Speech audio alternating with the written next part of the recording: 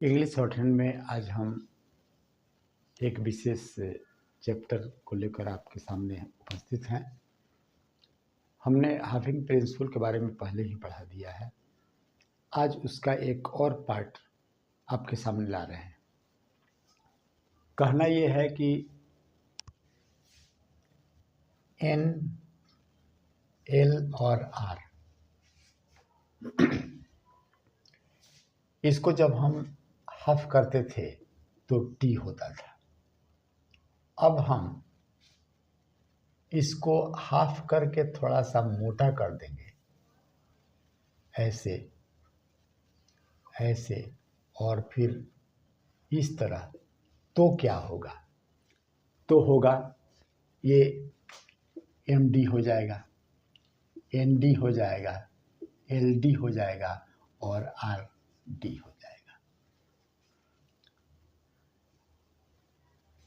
जैसे हम आपके सामने लिखते हैं, अगर ये हल्का सा दिया और यहाँ दिया तो इसको हम मेट पढ़ते हैं, लेकिन इसको हम अगर मोटा कर दें तो ये क्या होगा? ये मेट हो जाएगा। उसके बाद यहाँ एम्ड हो जाएगा। ऐसे अगर करेंगे ओल्ड हो जाएगा। और जरा यहाँ देखिए, A I R E D, aired हो जाएगा। यहाँ हल्का सा दें तो इसको नीट पढ़ते हैं, और यहीं अगर मोटा कर दें तो ये नीड हो जाएगा। तो ये स्पष्ट हो गया। अब दूसरा चीज़ ये, अगर भवेल पहले आए उस स्थिति में केवल और केवल अपवर्ड एल का ही प्रयोग होता है। अपवर्ड एल का ही प्रयोग होता है।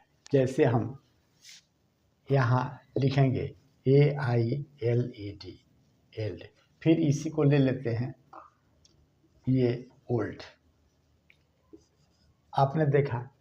दूसरी बात हम बताना ये चाहते हैं कि जब एल और डी के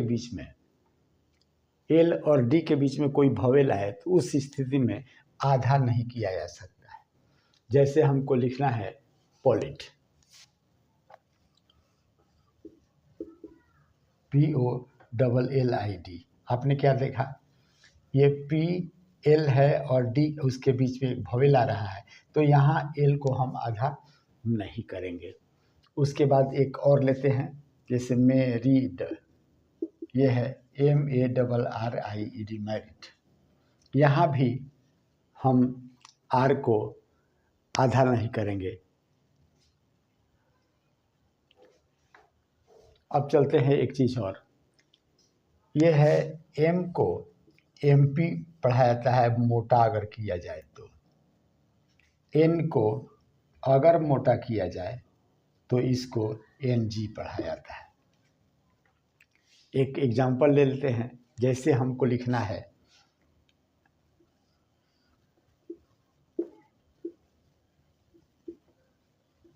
इनपुट, ये इनपुट हुआ इसलिए कि ये मोटा है,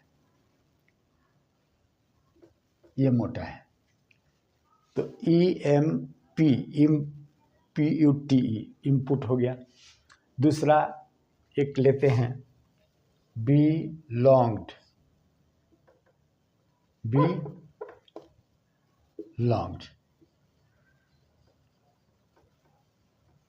आपने इस देखा, L और NG और D के बीच में एक भवेल आ रहा है, तो हम पूरा का पूरा लिखते हैं, लेकिन NG यहाँ है तो ये बिलोंग्ड हो जाएगा। और अंत में एक और ले लीजिए, यहाँ छोटा सा देखिए, छोटा सा, और इसको हम इम्पिंग पढ़ते हैं।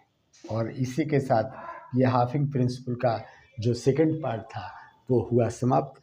अगले वीडियो में इसी पर आधारित एक्सरसाइज लेकर हम आपके सामने उपस्थित होंगे। तब तक के लिए बाय।